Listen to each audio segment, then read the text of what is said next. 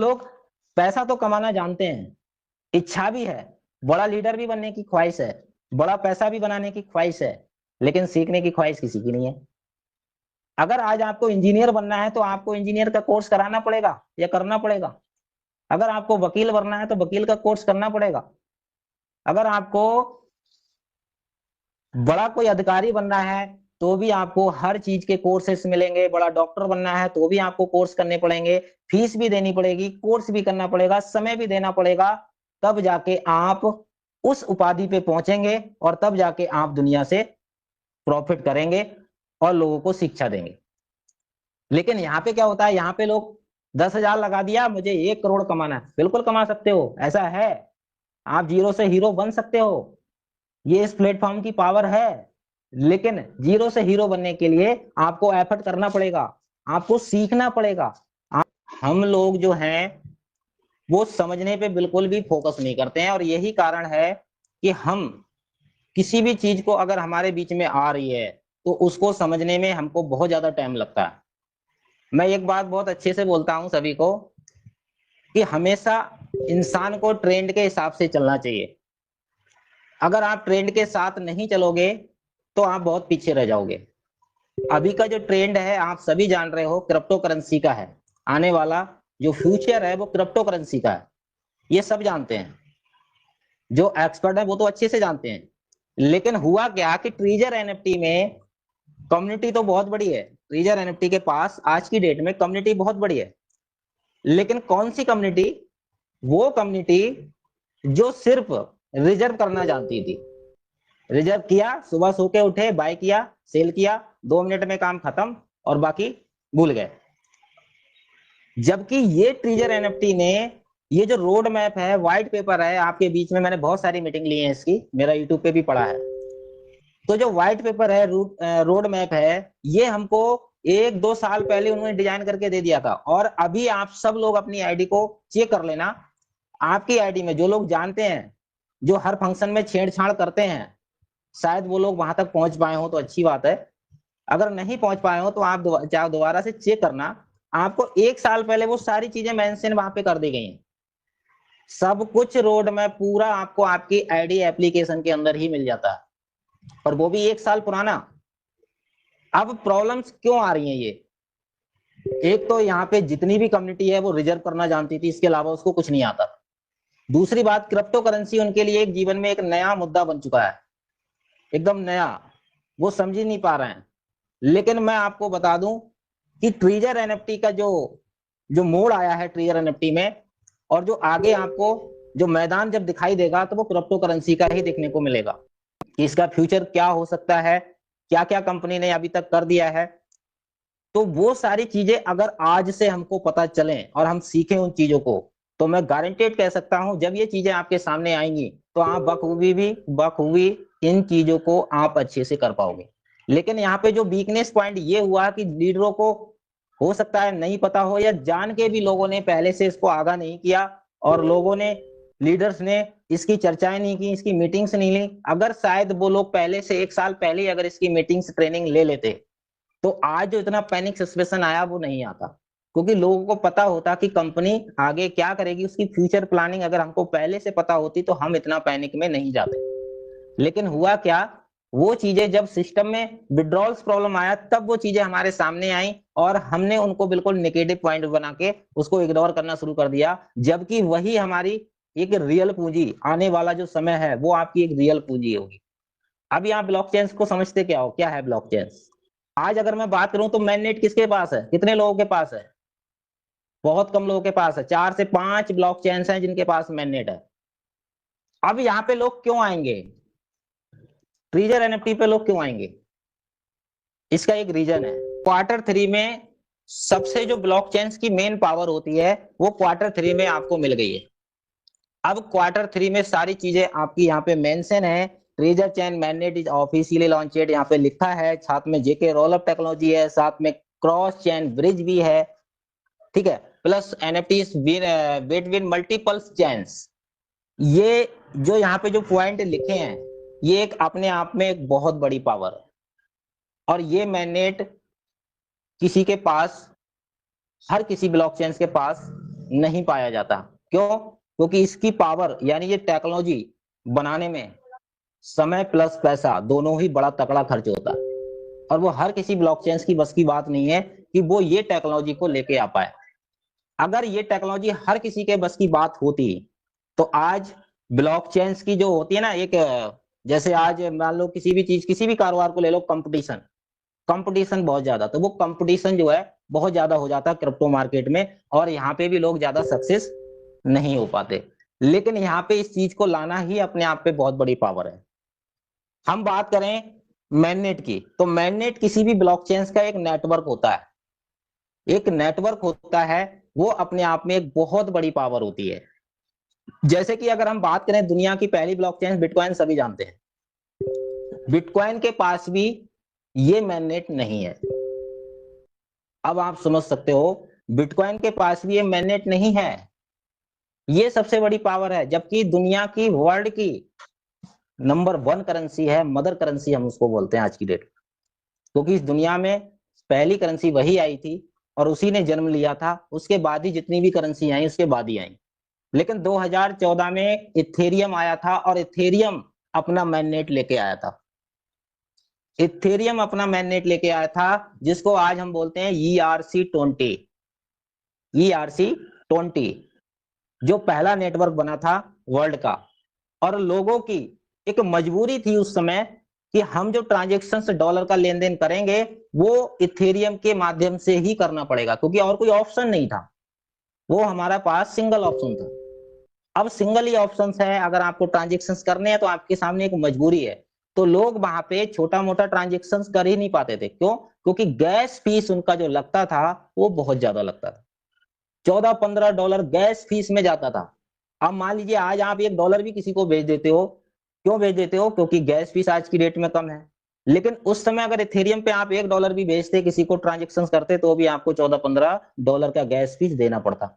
तो कौन इतना महाबेवकूफ होगा जो इतनी गैस फीस दे के $1 किसी को देगा? तो वहां पे क्या होता था, वो लोग एक बड़ा ही ट्रांजेक्शन कर पाते थे, वो एक मजबूरी थी। लेकिन 3 साल बाद जन्म ले लिया ट्रॉन ने, और ट्रॉन भी अपना मैंडेट लेके उतरा। ट्रॉन भी अपना मैंडेट लेके उतरा, TRC-20। उसका गैस शुल्क बहुत कम हो गया, $2, $1.5, $2, $2.5, यानी कि वहां से बहुत कम आ गया। तो लोगों ने इथेरियम को छोड़ दिया, लोगों ने इथेरियम को छोड़ दिया। लेकिन मैंडेट है तो उसकी पावर है, उसकी पावर है। मैंडेट जिसके पास होगा उसकी पावर होगी। लेकिन फर्क इतना ही आ जाएगा कि गैस फीस में किसने कितना कम अपना यहाँ पे रखा है। अब यहाँ पे ट्रॉन ने कम रखा, लोग वहां से छोड़ के ट्रॉन पे आ गए और ट्रॉन में ट्रांजेक्शन ऑटोमेटिक बढ़ गए। अब यहाँ पे आप अगर क्रिप्टो करेंसी में काम कर रहे हो तो आपको इन चीजों को समझना बेहद जरूरी है, क्योंकि ब्लॉकचेन की पावर मेननेट होता है। अब मेननेट जिसके पास होता है वहां पे लोग ऑटोमेटिक खिंच के आते हैं, ऑटोमेटिक दूसरे ब्लॉकचेन से लोग यहाँ पे खिंच के आते हैं। उनकी एक मजबूरी होती है, उनको आना पड़ता है यहाँ। क्यों? क्योंकि ट्रांजेक्शन करने हैं, डॉलर का लेन देन करना है, तो किससे करेंगे? 20 टेक्नोलॉजी नेटवर्क से। अब 20 टेक्नोलॉजी नेटवर्क हर किसी के पास है नहीं। वर्ल्ड की अगर मैं बात करूं तो 300 से प्लस ब्लॉकचेन हैं पूरे वर्ल्ड के अंदर, लेकिन 20 टेक्नोलॉजी का नेटवर्क किसके पास है? मात्र 4-5 ब्लॉकचेन के पास। अब जब ट्रॉन आया, लोग मजबूरी बन गई, लोग ट्रॉन की तरफ आ गए और ट्रॉन पे जो है अपने ट्रांजेक्शन करने लगे। लेकिन उसका भी तोड़ आ गया, उसका भी तोड़ आया। 2017 एंड में उसका भी तोड़ मिला। वेब 20 यानी BNB कॉइन 2018 में उनका भी मैननेट मार्केट में लॉन्च हो गया। जब वेब 20 का मैननेट आया, उसका गैस फीस उससे भी कम हो गया। अब लोग आज की डेट में ज्यादातर जो ट्रांजेक्शन कर रहे हैं वो वेब 20 पे कर रहे हैं। जितने भी स्मार्ट कॉन्ट्रैक्ट बन रहे हैं, जितने भी कंपनियां बनती हैं जो अपने अपने प्रोजेक्ट बना रहे हैं, या कोई भी कंपनी जैसे कि ट्रेजर NFT कोई ले लो, उन्होंने तीनों ऑप्शन दिए TRC-20 वेब 20 में। लेकिन आप सामने प्रत्यक्ष प्रमाण है कि आप सबसे ज्यादा विड्रॉल किस पे मारते थे? वेब 20 पे। क्यों? क्योंकि वेब 20 पे आपका गैस फीस कम लगता था और TRC-20 पे आपकी गैस फीस ज्यादा लगती थी। फिर दूसरी प्रॉब्लम TRC में क्या आती थी? आपने ट्रस्ट वॉलेट का लगाया, इधर से विड्रॉल मारा, TRC-20 का डॉलर आपका पहुंच गया ट्रस्ट वॉलेट में। अब उसको अगर किसी को भेजना है तो भी आपको 13-14 ट्रॉन देना पड़ेगा, बड़ी मुसीबत। तो वो मुसीबत को टालने के लिए आपने वेब 20 को चूज किया। क्यों? क्योंकि वहां पे आपका गैस फीस बहुत कम था और ट्रांजेक्शन्स बहुत लो फीस में आपका हो रहा था। तो लोग वेब20 पे $1 भी किसी को भेज देते थे, आज भी भेज रहे हैं, क्योंकि गैस फीस बहुत कम है। लेकिन अब इसका तोड़ लेके आ रहा है ट्रेजर चैन, मैननेट। समझने वाले यही समझ जाएंगे सिस्टम की पावर, बाकी ना समझ तो दुनिया में बहुत हैं। समझने वाले इसी पॉइंट को समझ जाएंगे, ट्रेजर चैन ब्लॉकचेन की पावर क्या होगी। अब ट्रेजर चैन मैननेट अपना लेके आएगा, वो बीएनबी से भी गैस फीस कम लेके आ रहा है। अब वो अपना मैननेट लेके आ रहा है, तो क्या लगता है आपको, टीयूटी टोकन जो है वो टोकन ही रहेगा? ये तो, क्योंकि ब्लॉकचेन जिसके पास आ गई उसका टोकन टोकन नहीं रहता, कॉइन बन जाता है, सभी जानते हैं। टोकन कब तक रहता है? जब तक वो दूसरे की ब्लॉकचेन पे चलता है, स्मार्ट कॉन्ट्रैक्ट पे चलता है। लेकिन जैसे ही वो अपनी ब्लॉकचेन लॉन्च करता है, वो कॉइन का रूप ले लेता है। तो ये टफ टोकन आपका टोकन नहीं कहलाएगा, फिर कॉइन बन जाएगा। और दूसरा, जब मैननेट आएगा और गैस फीस सबसे कम लेके आएगा, तो सोचो आप कि दो एक्सपर्ट दुनिया में हैं, जो क्रिप्टो के एक्सपर्ट हैं, जो क्रिप्टो में काम कर रहे हैं, जो लेन देन कर रहे हैं, वो किसको चूज करेंगे? ट्रेजर चैन को। ट्रेजर चैन को चूज करेंगे और वहां पे गैस फीस उनका क्या लगेगा? टीयूटी कॉइन। वो टीयूटी कॉइन में गैस फीस देंगे। अब जब यहाँ पे मल्टीपल ट्रांजेक्शन्स होंगे, अभी सर लेयर 2 की बात कर रहा है, लेयर 3 की बात कर रहा है, तो लेयर 2 लेयर 3 ये एक सिस्टम की एक लेयर बनती चली जाती है, एक पावर मेंटेन करती है, एक आपके स्पीड ट्रांजेक्शन्स को बढ़ा देती है। मैनेट BP20 का मतलब क्या होता है पता है आपको? जो 1 मिनट के अंदर 1 लाख से लेके 10 लाख ट्रांजेक्शन्स स्मूथली कर सकता है। अब ट्रांजेक्शन्स वो नहीं जो आपने कभी कभार बैंकों में आपके होते हैं, किसी का पैसा किसी के खाते में चला जाता है, वो नेटवर्क इशू होता है। नेटवर्क इशू के कारण आप कभी किसी को कॉल करते हैं, तो कॉल पे भी क्या होता है कि आपका वॉइस किसी और से अटैच हो गया, किसी और का आवाज आ रहा है वहां पे, वो नेटवर्क इशू होता है। लेकिन ब्लॉकचेन में ऐसा नहीं होता। ब्लॉकचेन में जितने भी ट्रांजेक्शन्स होते हैं वो स्मूथली होते हैं। अगर आपने चेन गलत किया है तो वो आपका चॉइस है, आपने गलती की है तो उसका लॉस आप उठाएंगे। लेकिन आपने अगर नेटवर्क का सही चयन किया है तो आपका ट्रांजेक्शन स्मूथ होगा और आप ही के एड्रेस पे आएगा। यहाँ पे कभी वो प्रॉब्लम्स नहीं होती है कि नेटवर्क इशू आ गया तो किसी का ट्रांजेक्शन किसी के वॉलेट में चला गया, ऐसा नहीं होता ब्लॉकचेन के अंदर। क्योंकि ब्लॉकचेन जहां होती है, ब्लॉकचेन की थोड़ी पावर मैं आपको बता देता हूं। ब्लॉकचेन क्या होती है, ब्लॉकचेन को क्यों टेस्टिंग किया जाता है लाइव करने से पहले? वो इसलिए टेस्टिंग किया जाता है कि वहां पे कोई भी वीक पॉइंट ऐसा ना छूट जाए जिसके कारण पूरी जिंदगी भर उसका खामियाजा भुगतना पड़े। क्योंकि ब्लॉकचेन एक बार अगर लाइव हो गया और जो भी उसमें फैसिलिटी वहां पे डाली, जो भी टेक्निकल वहां पे चीजें ऐड हो गई, या कोई भी अगर चीज वहां पे मिस हो गई, रह गई, तो वो जीवन में सुधार नहीं हो सकती। ये ब्लॉकचेन की पावर है, ये इसलिए टेस्टिंग होता है पहले से। सारी चीजें वहां पे ऑडिट होते हैं ब्लॉकचेन के अंदर। एक जो बड़ी एक्सपर्ट टीम होती है, वो कई वहां पे एक टीम बनाई जाती है, कई टीम होती हैं जो करोड़ों में पैकेजेस होते हैं उनके, वो ब्लॉकचेन की पूरी ऑडिट प्रक्रिया करते हैं, उसको पूरा का पूरा डिजाइन करते हैं ब्लॉकचेन को लाइव करने से पहले। फिर टेस्टिंग होता है, एक एक चीज को टेस्ट किया जाता है, उसके बाद ही उसको लाइव किया जाता है। अब ब्लॉकचेन अगर लाइव हो गई तो ब्लॉकचेन को ऑपरेट कौन करता है? Super computer.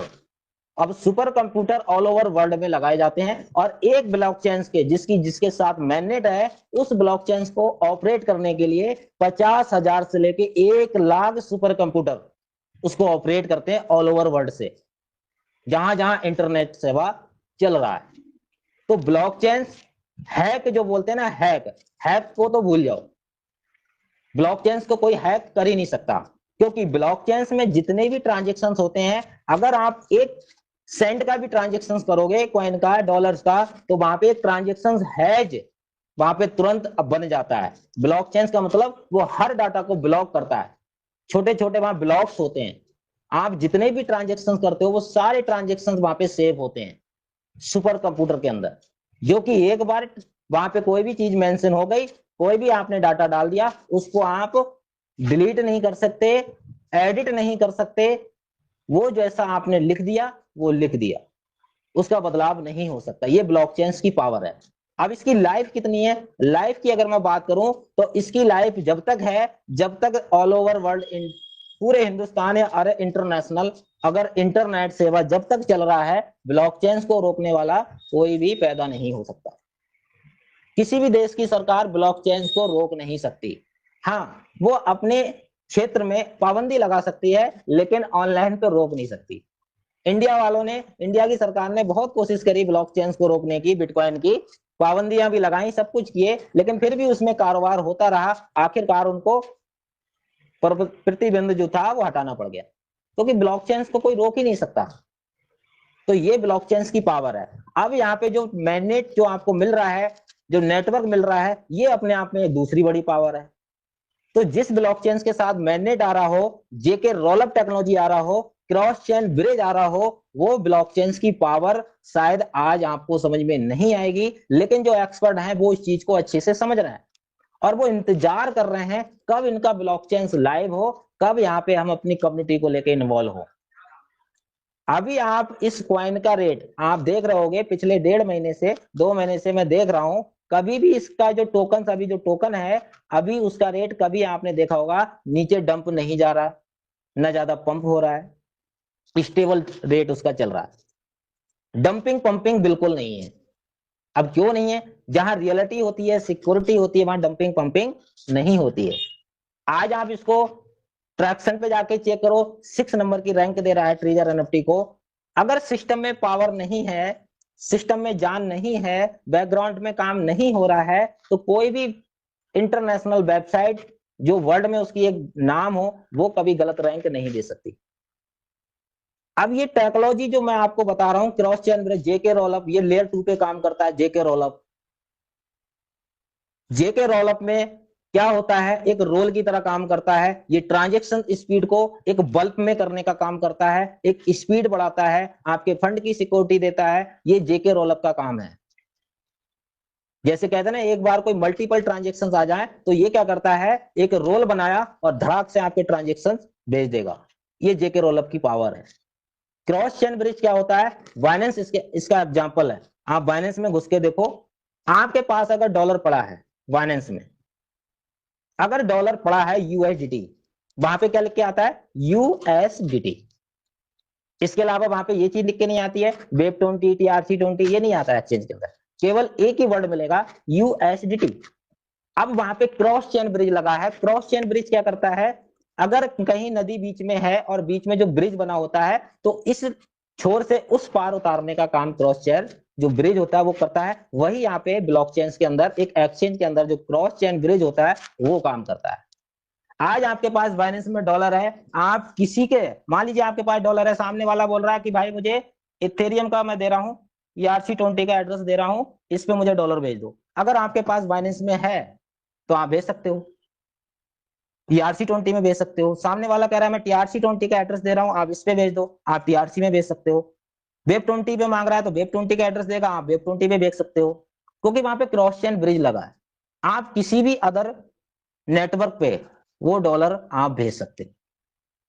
तो वो भी टेक्नोलॉजी आप ट्रेजर चेन में देखोगे। तो ये एक बहुत बड़ी पावर है। अगर ये चीज जब आपके सामने लाइव होंगी तो आप दुनिया के सिस्टम भूल जाओगे, दुनिया की कंपनियों को भूल जाओगे, लेकिन भूलेंगे वही जो आज ट्रेनिंग ले रहे होंगे, जो आज चीजों को समझ रहे होंगे। बाकी अगर मैं बात करूं, अभी भी क्रिप्टो करेंसी में 95% लोग ऐसे हैं जिनको नॉलेज नहीं है। आज लोगों के साथ स्कैम हो जाता है, ट्रस्ट वॉलेट से डॉलर गायब हो जाते हैं, कॉइन गायब हो जाता है, तो लोग शिकायत करते फिरते हैं, क्यों? मेरा तो आज तक नहीं हुआ, आज तक मेरा डॉलर एक कोई मेरा चोरी नहीं कर पाया। क्यों नहीं कर पाया? क्योंकि मैं जानता हूं वॉलेट की सिक्योरिटी क्या है और मुझे क्या संभाल के रखनी है, वो मुझे अपने पास रखनी, किसी को नहीं देनी है। लेकिन होता क्या है, लोग ट्रस्ट वॉलेट क्या करते हैं, उनको जानकारी होती नहीं है और उनका अपलाइन या उनका दोस्त वहां पे मौका उठाता है, मौके का फायदा लेता है, आपको पता है नहीं। जबकि आज यूट्यूब में चले जाओ, दुनिया भर की चीज आपको वहां पड़ी है, ट्रस्ट वॉलेट की सिक्योरिटी क्या है, क्या संभाल के रखनी, सब कुछ है। सीखने वाला भी तो होना चाहिए, सीखने वाला भी तो होना चाहिए, उसके अंदर ये जिज्ञासा भी तो होनी चाहिए, मुझे सीखना है। हम ये बताओ, ट्रिजर एनएफटी ने जब से विड्रॉल रोका है, ट्रिजर एनएफटी का विड्रॉल रुकते ही कम से कम ट्रिजर एनएफटी से रिलेटेड 10 20 प्लान बन चुके हैं। आज लोग उन्हीं कॉपी प्लान में इन्वॉल्व होते जा रहे हैं। अब वो कौन सा दिमाग लगा रहे हैं, ट्रिजर एनएफटी 3 साल चला, अगर ये 1 साल चल गया तो हम यहां से इतना निकाल लेंगे। अरे भाई वो तो आपके जज्बातों से खेलने आए हैं। ट्रिजर एनएफटी क्या है पहले उसको समझो, वो प्लेटफॉर्म क्या है पहले उनको देखो। ट्रिजर एनएफटी के पास जो चीज है और जो आपको दे दिया है, रोड मैप आपको दे दिया है, उसको देखो, और उन कंपनी की क्या फ्यूचर प्लानिंग है वो आपको नहीं पता है। वो आपका मौके का फायदा लेने आए और ले रहे हैं और लोग फंस रहे हैं। लेकिन जिस दिन वो सिस्टम खत्म होंगे, मैं आज गारंटी से लिख के दे सकता हूं आपको, ट्रिजर एनएफटी ने जो 1 जुलाई को नोटिफिकेशन दिया है कि हम सितंबर में अपनी ट्रिजर चेन को टेस्टिंग मोड पे लाइव करेंगे, कितने लोगों ने पढ़ा मुझे नहीं पता। लोगों ने एक डेट देख ली 23 नवंबर, 23 नवंबर को अब कंपनी कुछ करेगी, लेकिन 23 नवंबर से पहले नोटिफिकेशन में क्या था वो किसी ने नहीं पढ़ा। सितंबर में उन्होंने बोला है कि मध्य सितंबर के अंदर हम अपना टेस्टिंग मोड पे ब्लॉकचेन से लाइव करेंगे, वो शायद किसी ने नहीं पढ़ा। जिस दिन इसका ट्रिजर चेन ब्लॉकचेन आ गया, मैं लिख के दे सकता हूं, एक भी कॉपी प्लान मार्केट के अंदर चलता हुआ मुझे नहीं दिखेगा, सारे के सारे स्टॉप हो जाएंगे, क्योंकि वो सिर्फ मौके का फायदा लेने आए हैं, ले रहे हैं और लेके चले जाएंगे। लेकिन फंसेगा कौन, वही लोग फंसेंगे जो चीजों को नहीं समझ रहे हो। तो मैं आपको ये भी बता देता हूं कि आने वाला अगर जो कोई टक्कर दे सकता है बिटकॉइन को, तो ट्रिजर एनएफटी का कॉइन ही दे सकता है। क्यों, क्योंकि आज ट्रिजर एनएफटी के पास इतनी बड़ी कम्युनिटी है। ट्रिजर एनएफटी इतनी शांति से काम क्यों कर रहा है, क्योंकि ट्रिजर एनएफटी को पता है, ट्रिजर एनएफटी को पता है उसकी कम्युनिटी चाहे कहीं भी भटक गई हो, कुछ भी कर रही हो, लेकिन वो कम्युनिटी कहीं नहीं जाने वाली। क्यों नहीं जाने वाली, क्योंकि सभी के पास एनएफटी पुराना फंड है, नया भी फंड है, टोकन्स भी हैं काफी लोगों के पास। तो ट्रिजर एनएफटी को अच्छे से पता है कि जिस दिन मैं अपनी ब्लॉकचेन से लाइव करूंगा, मेरा एक एक बंदा कहीं भी हो वो यहां पे खिंचता हुआ चला आएगा। तो ये इसकी पावर है, और ये अपनी आंखों से आप सब देखोगे, वो भी इसी साल के अंदर। मैं 2 4 साल बाद की बात नहीं कर रहा हूं, इसी साल के अंदर आप उन लोगों को इधर आते हुए देखोगे। क्योंकि इंसान की एक फितरत है, कभी भी इंसान को, मैंने बहुत इंसानों को रंग बदलते हुए देखा है। तो आपके सामने भी जो लीडर्स आपको छोड़ छोड़ के भाग गए हैं, जो इधर उधर कंपनियों में काम कर रहे हैं, वही लीडर आपको आके शिक्षा देने का प्रयास करेंगे। तो ये होगा, और इसी साल के अंदर होगा। बाकी लास्ट में छोटा सा बता रहा हूं, समय काफी ले लिया, काफी हो गया मेरा, क्योंकि मैं कोई भी चीज को पूरा बारीकी से समझाने का प्रयास करता हूं। अब यहाँ पे 2 चीज और बता देता हूं। बहुत सारे लोगों का मन में ये डाउट है कि ये कंपनी इतना बड़ा पैसा देगी कैसे, पुराना इतना बड़ा बड़ा फंड है, नए में भी सिस्टम में लोगों ने काफी बड़े बड़े फंड कर लिए हैं, काफी बड़े बड़े टोकन्स भी उन्होंने इकट्ठे कर लिए हैं और कर रहे हैं, ये कंपनी देगा कैसे। तो मैं आपको एक चीज बता दूं, कंपनी आपको अपनी जेब से 1 रुपया भी नहीं देगा। अब पूछो क्यों नहीं देगा, लेकिन फिर भी आपको पैसा मिलेगा, फिर भी आपको पैसा मिलेगा, और कंपनी भी अपनी जेब से देगा नहीं। अब जिसकी जेब से जाएगा ही नहीं तो उसको देने में क्या हर्ज है, आपका कितना भी बड़ा अमाउंट क्यों ना हो, दे सकता है। अब यहाँ पे किस तरीके से, यहाँ पे कंपनी का यूज कैश जो आपका पुराना फंड है, वो कंपनी का कॉइन का यूज कैश बनेगा। यूज कैश जो क्रिप्टो करेंसी में जो 2 चीज चलती हैं, डिमांड एंड सप्लाई, क्योंकि क्रिप्टो में डिमांड एंड सप्लाई पे ही सारा खेल होता है। तो जो यूज कैश होगा वो पुरानी एनएफटी पे होगा, और वो डिमांड क्रिएट करेगा, तब टोकन का, तब कॉइन का।